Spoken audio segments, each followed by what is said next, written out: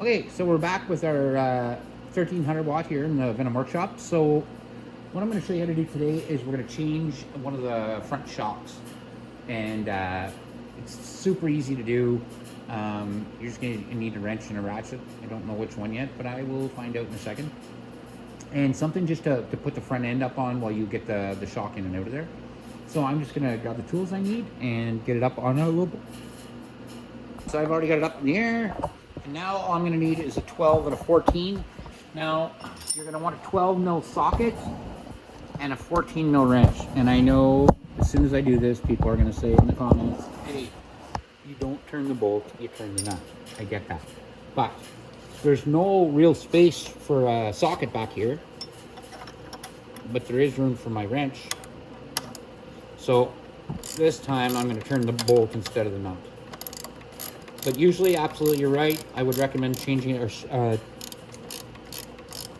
loosening the nuts.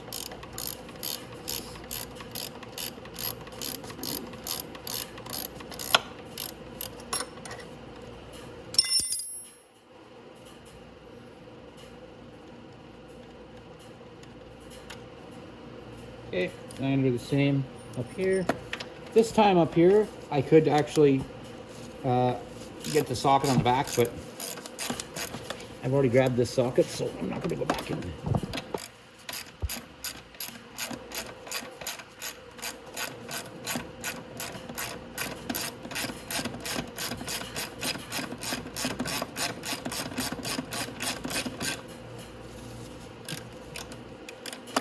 Okay.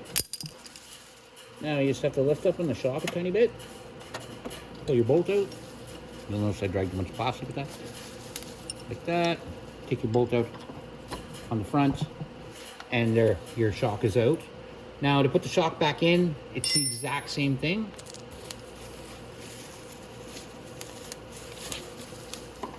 Go ahead and put your bolt in at the top.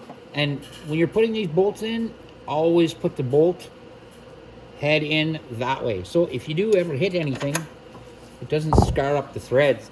If you scar up the top of the head of the bolt, it's not as bad as if you wreck the thread. So we'll just finger tighten that for now. Now you'll notice that my swing arm dropped down. So I'm just going to hold my plastic up out of the way.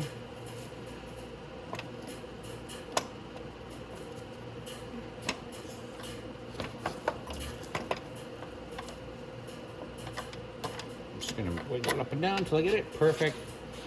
And I just have to put my nut back on, and then we can go ahead and tighten them both up.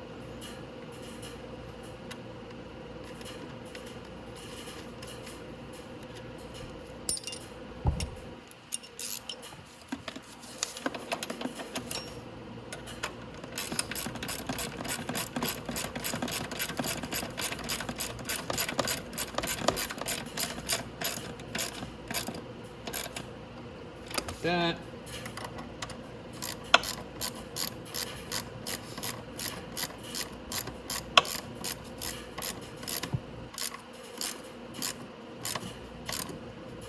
There we go. So it's nice and tight. So that right there is how you change the front shock on your 1300 watt